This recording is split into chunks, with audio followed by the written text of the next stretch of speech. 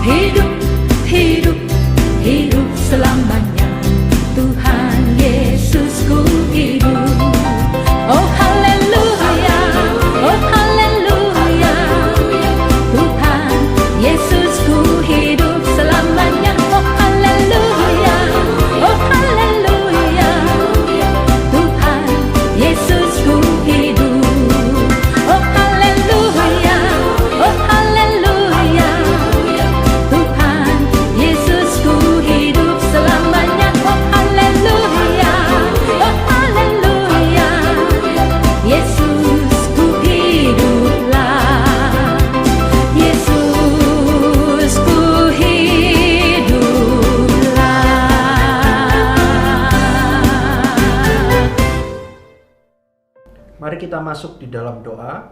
Tuhan, kami berdoa menyerahkan untuk persekutuan doa malam pada hari ini. Kiranya Engkau yang memakai Tuhan untuk setiap ujian firman Tuhan yang nanti akan diberitakan, maupun juga untuk doa-doa yang kami naikkan. Kiranya itu semua dapat menumbuhkan iman kami, memperteguh iman kami di dalam Tuhan. Terima kasih ya Tuhan, di dalam nama Tuhan Yesus kami sudah berdoa. Amin. Rayakan, Yesus rayakan. Rayakan, Yesus rayakan. Rayakan, Yesus rayakan. Rayakan, Yesus rayakan.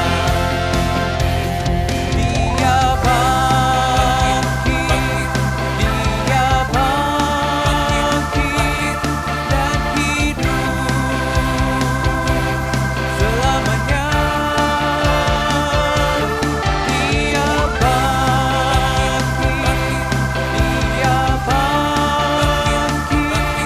marilah rayakan kebangkitan Tuhan kita. Rayakan, Yesus rayakan. Rayakan, Yesus rayakan. Rayakan, Yesus rayakan. Rayakan, Yesus rayakan.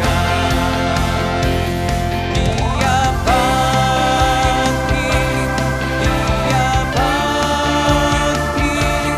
dan hidup selamanya.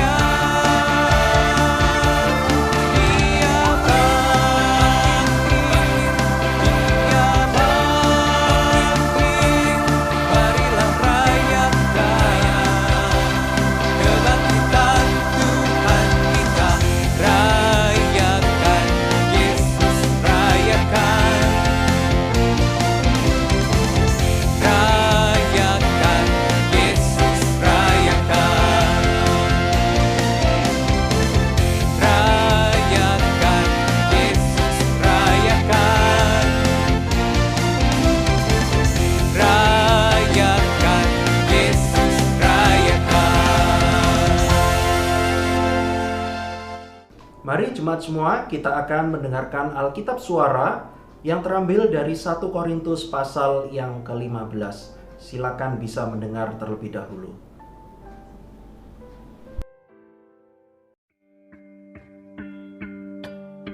Dan sekarang saudara-saudara, aku mau mengingatkan kamu kepada Injil yang aku beritakan kepadamu, dan yang kamu terima, dan yang di dalamnya kamu teguh berdiri. Oleh Injil itu kamu diselamatkan, asal kamu teguh berpegang padanya, seperti yang telah kuberitakan kepadamu, kecuali kalau kamu telah sia-sia saja menjadi percaya. Sebab yang sangat penting telah kusampaikan kepadamu, yaitu apa yang telah kuterima sendiri, ialah bahwa Kristus telah mati karena dosa-dosa kita, sesuai dengan kitab suci, bahwa Ia telah dikuburkan, dan bahwa Ia telah dibangkitkan pada hari yang ketiga, sesuai dengan kitab suci, bahwa Ia telah menampakkan diri kepada Kefas, dan kemudian kepada ke-12 muridnya. Sesudah itu, Ia menampakkan diri kepada lebih dari 500 saudara sekaligus. Kebanyakan dari mereka masih hidup sampai sekarang, tetapi beberapa di antaranya telah meninggal. Selanjutnya, Ia menampakkan diri kepada Yakobus, kemudian kepada semua rasul. Dan yang paling akhir dari semuanya, Ia menampakkan diri juga kepadaku, sama seperti kepada anak yang lahir sebelum waktunya. Karena aku adalah yang paling hina dari semua rasul, sebab aku telah menganiaya jemaat Allah. Tetapi karena kasih karunia Allah, aku adalah sebagaimana aku ada sekarang. Dan kasih karunia yang dianugerahkannya kepadaku tidak sia-sia. Sebaliknya, aku telah bekerja lebih keras daripada mereka semua. Tetapi bukannya aku, melainkan kasih karunia Allah yang menyertai aku. Sebab itu, baik aku maupun mereka, demikianlah kami mengajar, dan demikianlah kamu menjadi percaya. Jadi, bila mana kami beritakan bahwa Kristus dibangkitkan dari antara orang mati, bagaimana mungkin ada di antara kamu yang mengatakan bahwa tidak ada kebangkitan orang mati? Kalau tidak ada kebangkitan orang mati, maka Kristus juga tidak dibangkitkan. Tetapi andai kata Kristus tidak dibangkitkan, maka sia-sialah pemberitaan kami, dan sia-sialah juga kepercayaan kamu. Lebih daripada itu, kami ternyata berdusta terhadap Allah, karena tentang Dia kami katakan bahwa Ia telah membangkitkan Kristus, padahal Ia tidak membangkitkannya. Kalau andai kata benar bahwa orang mati tidak dibangkitkan. Sebab jika benar orang mati tidak dibangkitkan, maka Kristus juga tidak dibangkitkan. Dan jika Kristus tidak dibangkitkan, maka sia-sialah kepercayaan kamu, dan kamu masih hidup dalam dosamu. Demikianlah binasa juga orang-orang yang mati dalam Kristus. Jikalau kita hanya dalam hidup ini saja menaruh pengharapan pada Kristus, maka kita adalah orang-orang yang paling malang dari segala manusia. Tetapi yang benar ialah bahwa Kristus telah dibangkitkan dari antara orang mati, sebagai yang sulung dari orang-orang yang telah meninggal. Sebab sama seperti maut datang karena satu orang manusia, demikian juga kebangkitan orang mati datang karena satu orang manusia. Karena sama seperti semua orang mati dalam persekutuan dengan Adam, demikian pula semua orang akan dihidupkan kembali dalam persekutuan dengan Kristus. Tetapi tiap-tiap orang menurut urutannya. Kristus sebagai buah sulung, sesudah itu mereka yang menjadi miliknya pada waktu kedatangannya. Kemudian tiba kesudahannya, yaitu bila mana ia menyerahkan kerajaan kepada Allah Bapa, sesudah ia membinasakan segala pemerintahan, kekuasaan, dan kekuatan. Karena ia harus memegang pemerintahan sebagai raja, sampai Allah meletakkan semua musuhnya di bawah kakinya. Musuh yang terakhir yang dibinasakan ialah maut. Sebab segala sesuatu telah ditaklukkannya di bawah kakinya. Tetapi kalau dikatakan bahwa segala sesuatu telah ditaklukkan, maka teranglah bahwa ia sendiri yang telah menaklukkan segala sesuatu di bawah kaki Kristus itu tidak termasuk di dalamnya. Tetapi kalau segala sesuatu telah ditaklukkan di bawah Kristus, maka ia sendiri sebagai anak akan menaklukkan dirinya di bawah Dia yang telah menaklukkan segala sesuatu di bawahnya, supaya Allah menjadi semua di dalam semua. Jika tidak demikian, apakah faedahnya perbuatan orang-orang yang dibaptis sebagai orang mati? Kalau orang mati sama sekali tidak dibangkitkan, mengapa mereka mau dibaptis sebagai orang-orang yang telah meninggal? Dan kami juga, mengapakah kami setiap saat membawa diri kami ke dalam bahaya? Saudara-saudara, tiap-tiap hari aku berhadapan dengan maut, demi kebanggaanku akan kamu dalam Kristus Yesus, Tuhan kita. Aku katakan bahwa hal ini benar. Kalau hanya berdasarkan pertimbangan-pertimbangan manusia saja, aku telah berjuang melawan binatang buas di Efesus. Apakah gunanya hal itu bagiku?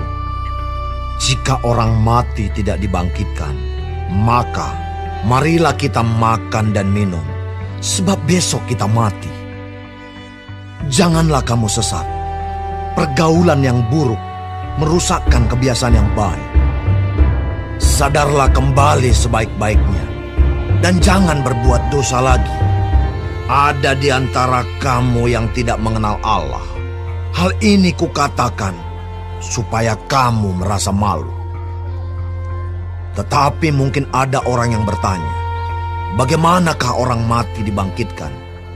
Dan dengan tubuh apakah mereka akan datang kembali? Hai orang bodoh, apa yang engkau sendiri taburkan tidak akan tumbuh dan hidup kalau ia tidak mati dahulu. Dan yang engkau taburkan bukanlah tubuh tanaman yang akan tumbuh, tetapi biji yang tidak berkulit, umpamanya biji gandum atau biji lain. Tetapi Allah memberikan kepadanya suatu tubuh seperti yang dikehendakinya. Ia memberikan kepada tiap-tiap biji tubuhnya sendiri. Bukan semua daging sama. Daging manusia lain daripada daging binatang, lain daripada daging burung, lain daripada daging ikan.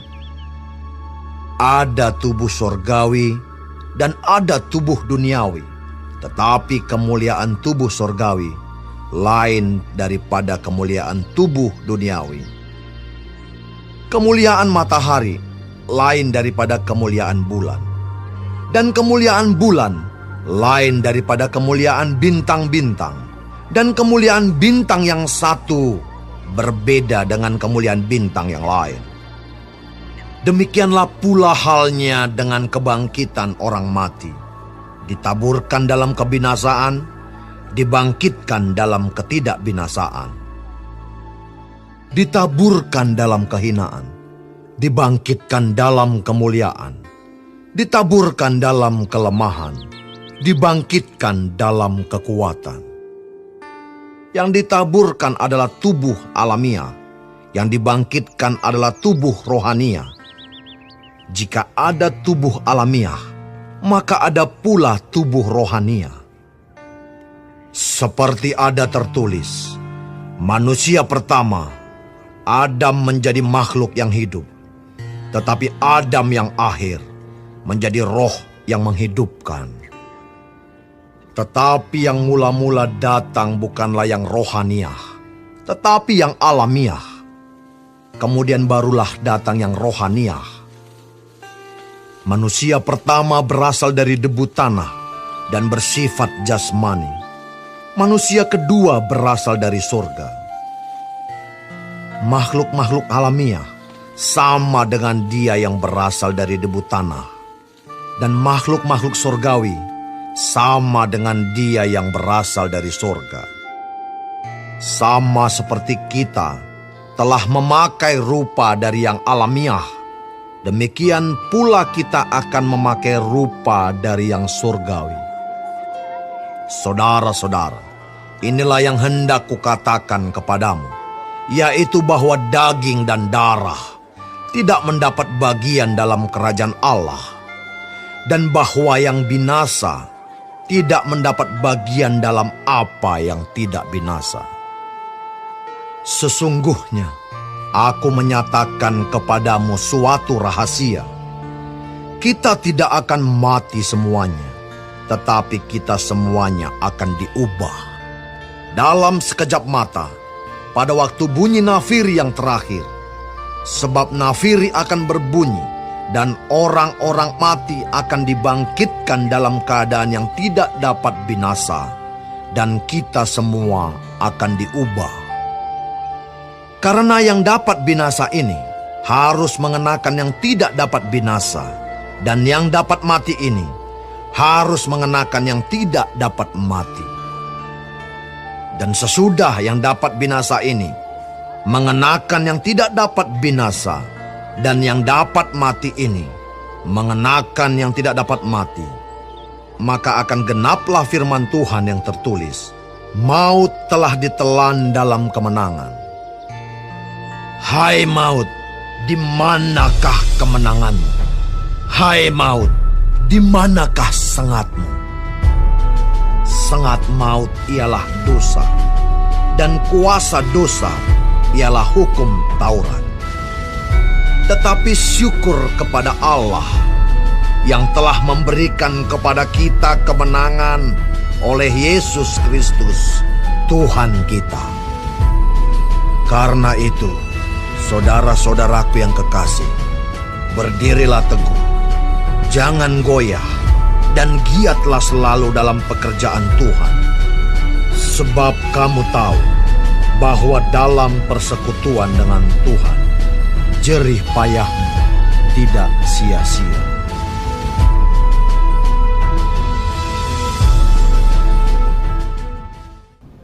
Jemaat semuanya, tadi kita sudah mendengarkan firman Tuhan yang disampaikan di dalam 1 Korintus pasal yang ke-15. Hari ini kita akan belajar bersama-sama mengenai Tuhan Yesus yang menampakkan diri kepada murid-muridnya dan juga begitu banyak orang. Dan ketika peristiwa ini dicatat di dalam Alkitab, hal ini menjadi sebuah peristiwa yang penting untuk memberikan kita salah satu bukti bahwa Tuhan Yesus sungguh-sungguh bangkit. Nanti kita akan lihat bersama-sama beberapa ayat yang akan saya bacakan kembali. Sebelumnya, mari kita akan berdoa terlebih dahulu. Bapa yang di sorga, terima kasih Tuhan untuk waktu ini kami bersama-sama boleh mengikuti persekutuan doa secara online. Kami berdoa kepadamu Tuhan, kiranya Engkau yang memimpin setiap kami, supaya kami dapat diteguhkan iman kami.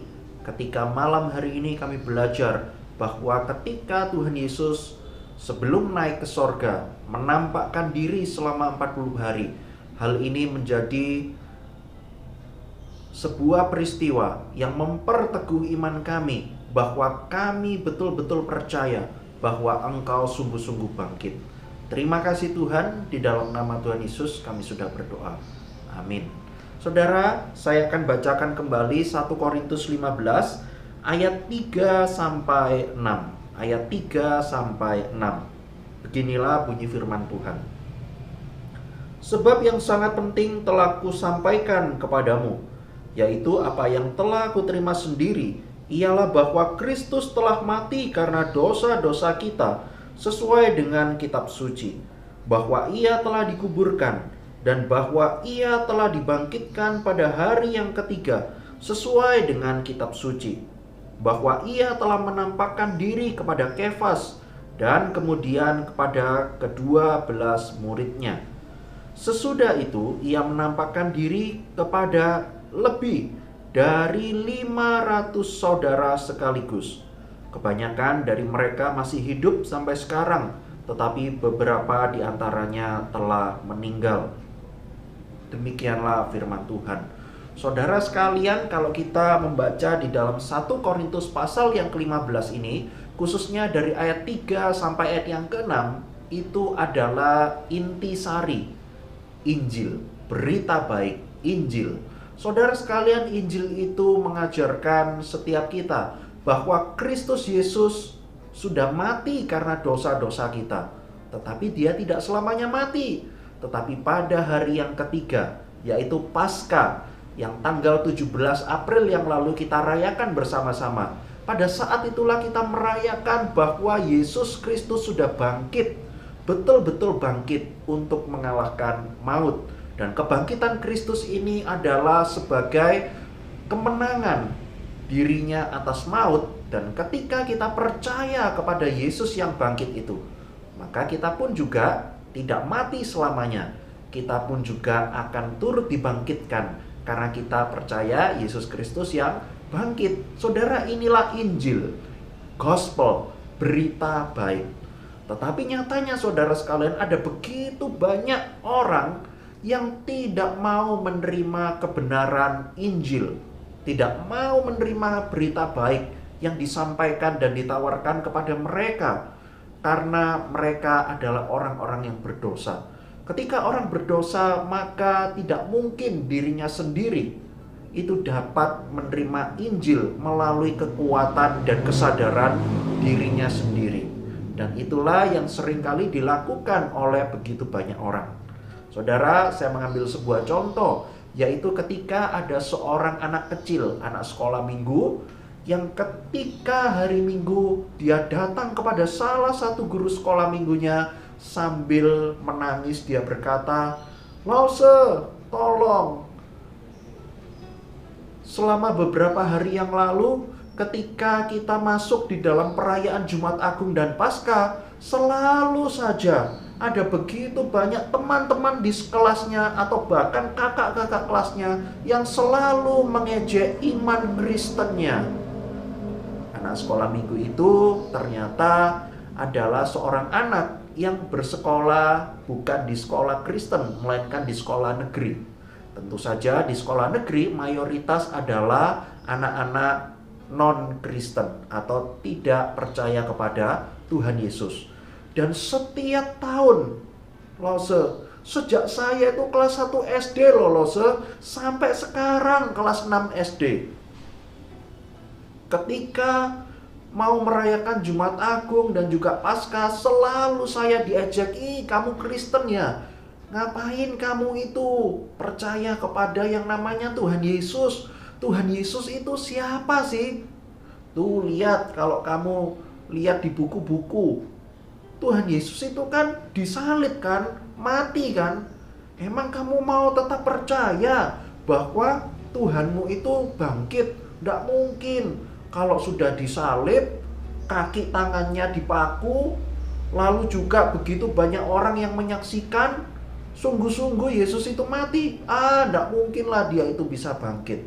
Nah, saudara sekalian, anak ini bercerita seperti itu kepada Lause sekolah minggunya. "Lause, aku harus jawab apa ini?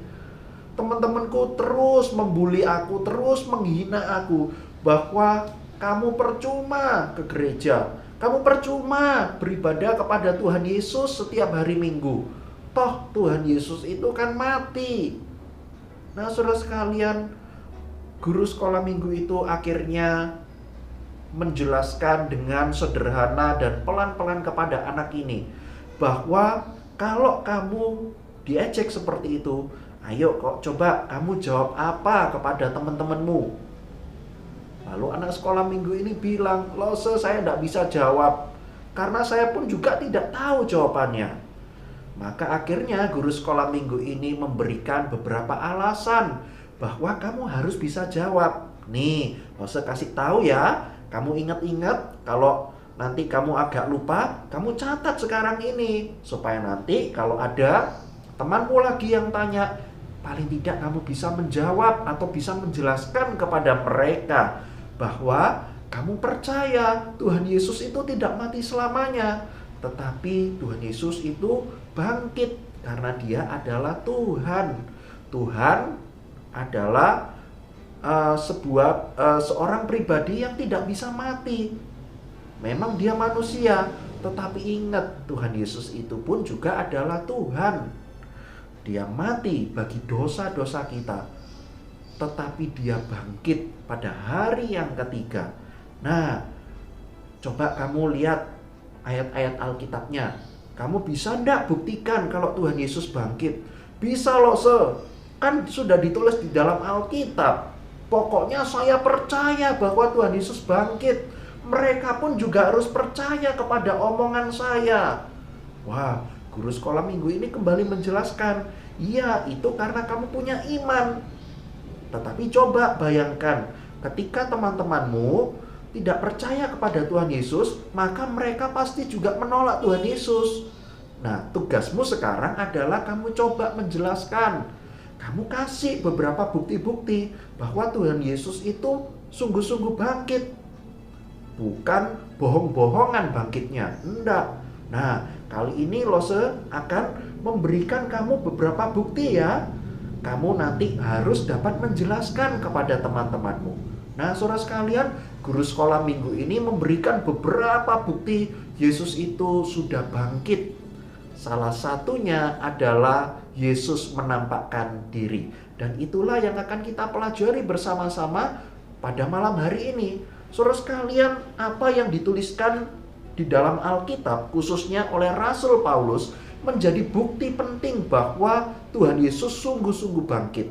Salah satu buktinya adalah Yesus menampakkan diri. Kalau kita sejenak bandingkan dengan kitab Injil, berulang kali khususnya di dalam Injil Yohanes, itu yang paling jelas dan paling detail, Tuhan Yesus itu setelah bangkit, itu tidak langsung naik ke sorga. Tetapi selama 40 hari, dia itu menampakkan dirinya kepada para murid dan juga beberapa orang yang lainnya. Saudara sekalian, pertama kali Tuhan Yesus itu menampakkan diri kepada murid-muridnya. Kalau kita melihat di dalam Yohanes pasal yang ke-20, Yesus itu menampakkan diri kepada para murid. Para murid mengenal Yesus Kristus. Bahkan salah satu orang murid yang pada saat itu masih belum percaya, yang namanya adalah Thomas. Thomas itu berkata bahwa sebelum aku melihat langsung, bahkan mencucukkan jariku ke bekas lukanya, aku tidak mau percaya. Wah, saudara sekalian, akhirnya ketika murid-murid itu ngumpul, lalu juga ada Thomas di sana, Tuhan Yesus kembali menampakkan diri di tengah-tengah mereka. Dan setelah Thomas melihat siapa yang berdiri di depannya, Thomas juga melihat ada bekas luka di tangan Yesus, lalu dia mencucukkan jarinya, maka akhirnya Thomas bisa percaya. Lalu juga Thomas dapat mengenal siapa pribadi yang ada di depannya yang menampakkan diri itu, yaitu gurunya sendiri, yaitu Yesus Kristus. Maka pada saat itulah dia akhirnya menyampaikan sebuah pengakuan iman, ya Tuhanku, ya Allahku. Lalu juga selain itu, Tuhan Yesus menampakkan diri kepada dua orang muridnya ketika perjalanan di Emmaus. Ketika perjalanan di Emmaus, di dalam perjalanannya itu ada seorang murid Yesus yang bernama Kleopas. Pada saat itu Kleopas beserta dengan seorang murid yang lainnya sedang ada di dalam perjalanan Emmaus. Pada saat perjalanan itu, ternyata Tuhan Yesus menampakkan diri kepada mereka. Dan mereka pun segera sadar bahwa orang yang menampakkan diri bersama-sama dengan mereka itu adalah Yesus Kristus. Saudara sekalian, Yesus Kristus menampakkan diri. Ini menjadi sebuah bukti bahwa Tuhan Yesus sudah bangkit. Bukan bohong-bohongan, atau bukan cuma sekedar cerita bohong belaka karangan para murid. Bukan, saudara sekalian. Mungkin kita bisa berkata, Rasul Yohanes, tadi buktinya adalah Tuhan Yesus menampakkan diri.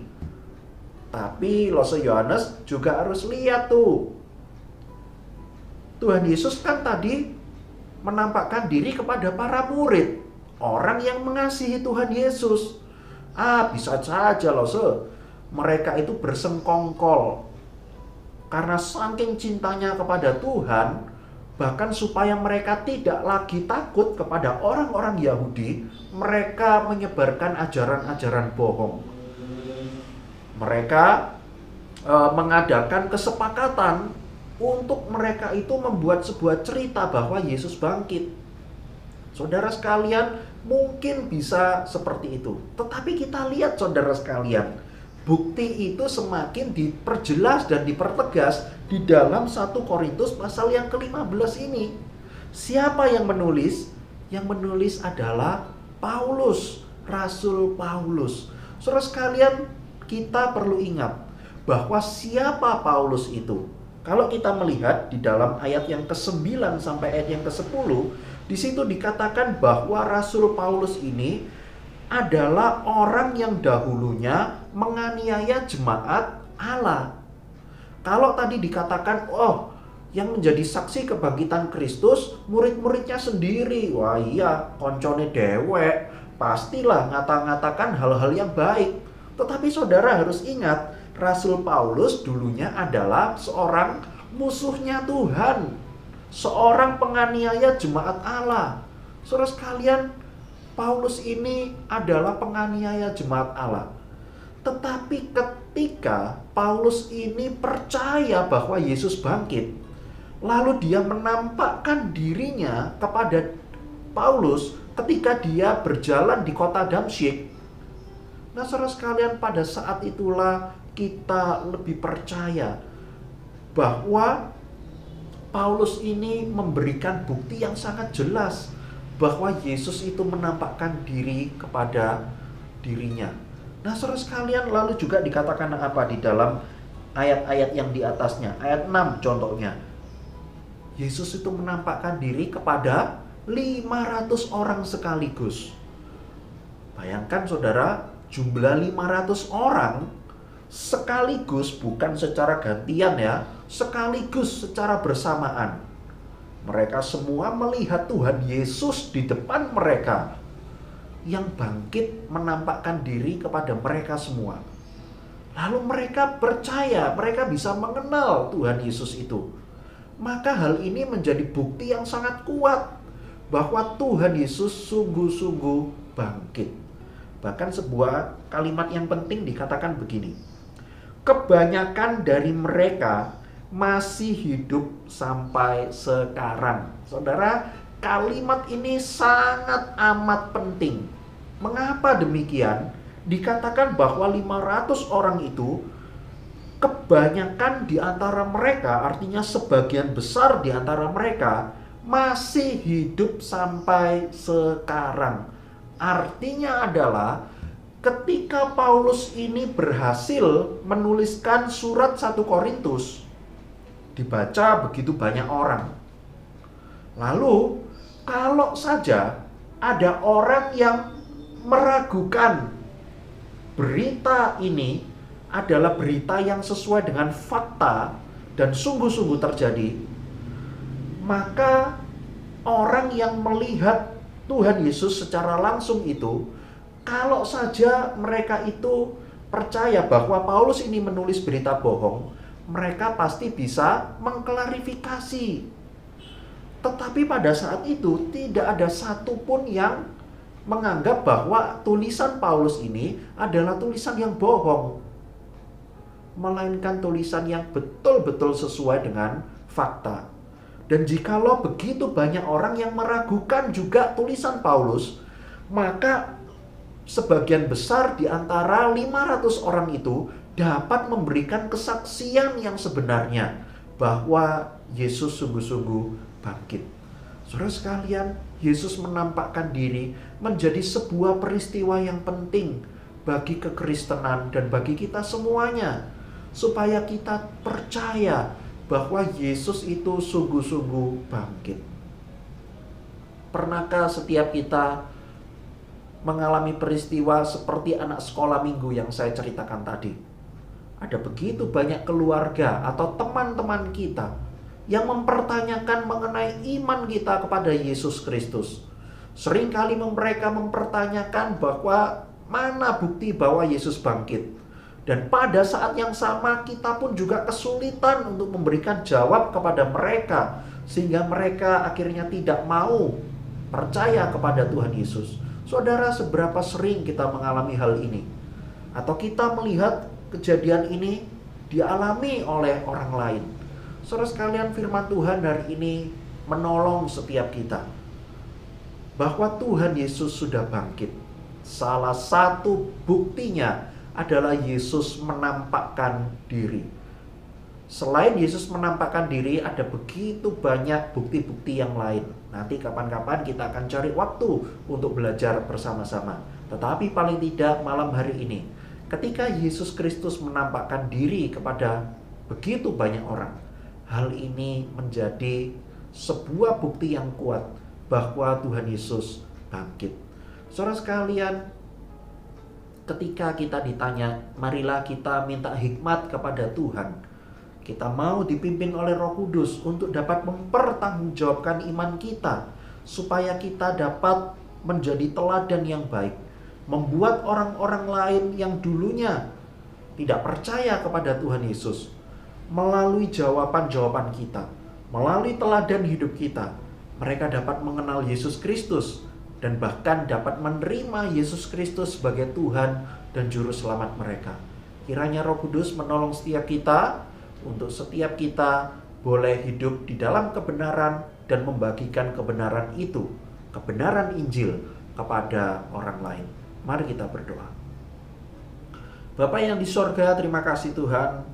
Hari ini kami sudah belajar salah satu bukti yang kuat menunjukkan bahwa Yesus Kristus sudah bangkit atas maut, yaitu ketika Yesus menampakkan diri kepada para murid dan begitu banyak orang yang lain. Tolonglah kami Tuhan, untuk kami terus dimampukan supaya kami tetap percaya melalui mata iman kami. Meskipun kami tidak melihat langsung Yesus Kristus yang bangkit, tetapi Engkau memberikan iman kepada setiap kami, supaya kami dapat menerima kebangkitan-Mu itu. Tolonglah kami Tuhan, supaya kami juga dapat memberikan jawaban yang baik kepada orang-orang yang mempertanyakan mengenai iman Kristen. Terima kasih Tuhan, di dalam nama Tuhan Yesus kami sudah berdoa. Amin.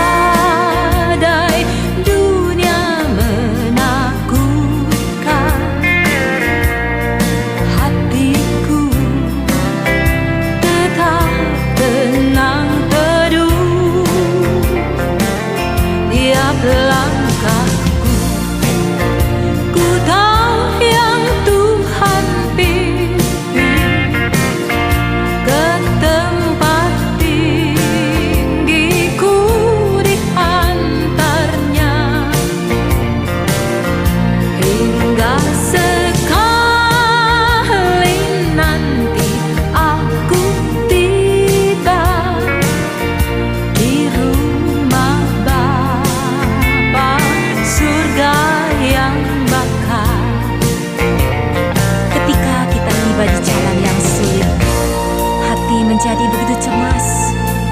Kadang bertanya, Tuhan, Kau ada di mana? Padahal Dia ada begitu dekat, siap selalu menuntun langkah kita. Mari terus berjalan, ikuti langkahnya. Waktu imanku mulai goyah, dan bila jalanku hampir sesat, ku pandang Tuhanku penebus dosa. Ku teguh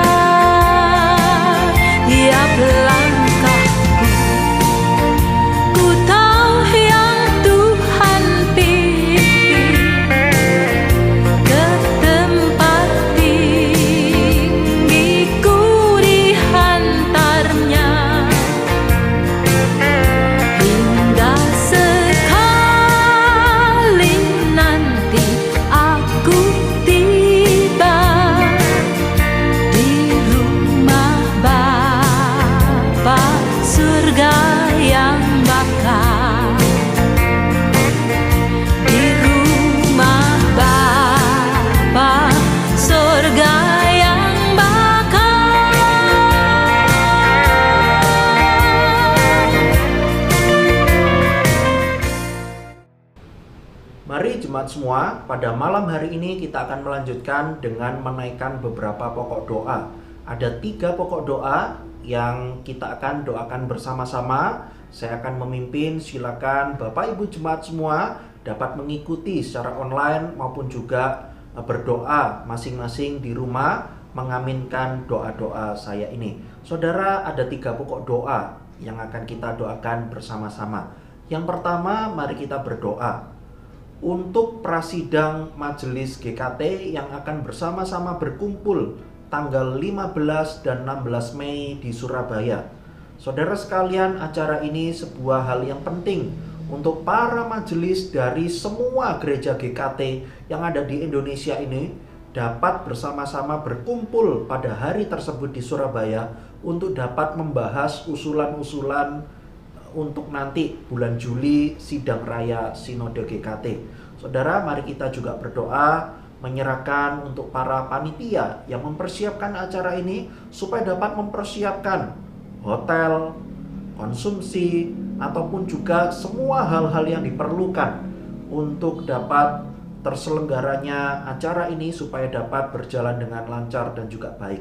Mari kita juga berdoa menyerahkan untuk majelis-majelis GKT Banyuwangi yang akan mengikuti prasidang majelis sinode ini supaya dapat dipimpin oleh Tuhan di dalam perjalanan maupun juga selama acara di Surabaya nanti. Mari kita berdoa. Bapa yang di sorga, kami juga berdoa menyerahkan untuk tanggal 15 dan 16 Mei nanti yang akan diselenggarakan acara prasidang Majelis GKT. Semua majelis GKT yang ada di Indonesia ini bersama-sama berkumpul di dalam acara tersebut di Surabaya untuk dapat membicarakan usulan-usulan sidang raya nanti bulan Juli, maupun juga membicarakan beberapa hal untuk perkembangan pelayanan di Sinode GKT ini. Kami berdoa Tuhan menyerahkan untuk para panitia yang mempersiapkan acara ini, baik itu hotel, baik itu konsumsi, transportasi, ataupun juga setiap peralatan-peralatan lainnya yang dibutuhkan selama acara tersebut. Semuanya dapat dipersiapkan dengan baik. Lalu juga untuk para majelis dari GKT Banyuwangi yang akan berangkat bersama-sama dengan menyewa mobil untuk dapat menghadiri acara ini. Semuanya kiranya dapat berjalan dengan baik, dan kami serahkan perjalanan pergi maupun juga pulangnya, kiranya Engkau sertai dan juga lindungi mereka semua Tuhan. Jauhkan dari segala sakit penyakit, jauhkan dari segala macam mara bahaya. Biarlah mereka semuanya dapat mengikuti semua acara ini dengan baik, dan mereka pulang membawa berkat untuk dapat mengembangkan pelayanan di gereja-gereja GKT. Terima kasih Tuhan, di dalam nama Tuhan Yesus kami berdoa. Amin. Pokok doa yang kedua, kita berdoa menyerahkan untuk sekolah Alkitab liburan secara online. Sekolah minggu yang akan diadakan sesinode GKT akan dilaksanakan tanggal 3 sampai 4 Mei. Ada 5 orang dari GKT Banyuwangi yang akan mengikuti. Mari berdoa khususnya untuk 5 orang anak ini supaya mereka dapat mengikuti segala rangkaian acara selama 2 hari SAL online ini dengan baik. Ada Amel, ada Eben, lalu ada Aaron, Ellen, dan juga Erin. Kita berdoa juga untuk para anak-anak dari gereja-gereja GKT yang lain yang menjadi peserta acara ini, supaya mereka juga dapat diberikan kesehatan selama 2 hari ini. Mereka mampu untuk dapat mengikuti segala rangkaian acara dengan baik. Kita juga berdoa menyerahkan untuk para panitia yang dari Surabaya dan sekitarnya di dalam mempersiapkan acara ini, supaya mereka diberikan hikmat dapat mempersiapkan acara dengan baik. Lalu juga di dalam proses berjalannya acara ini kita juga berdoa untuk para pelayan-pelayan Tuhan, khususnya penyampai firman yaitu Ibu Melania Chen. Kiranya Tuhan memakai beliau untuk dapat memberitakan firman Tuhan kepada anak-anak. Mari kita berdoa. Bapa yang di sorga, kami berdoa menyerahkan untuk SAL secara online yang akan diadakan nanti tanggal 3 dan 4 Mei.